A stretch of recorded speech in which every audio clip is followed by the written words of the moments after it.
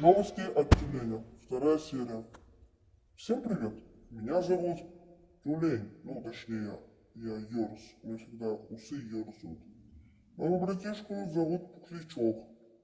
Он любит играть с игрушечкой, своей копией, как тюленечек. Сегодня прям прекрасный день. Теперь твоя очередь говорить. Пухлячок. Меня зовут Пухлячок. Здравствуйте, ребята.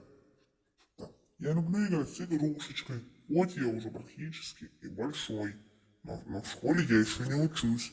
Школа для меня доступна будет только с 7 лет. А мне пока 5 годиков. Ладно, всем пока. Мне пора уходить.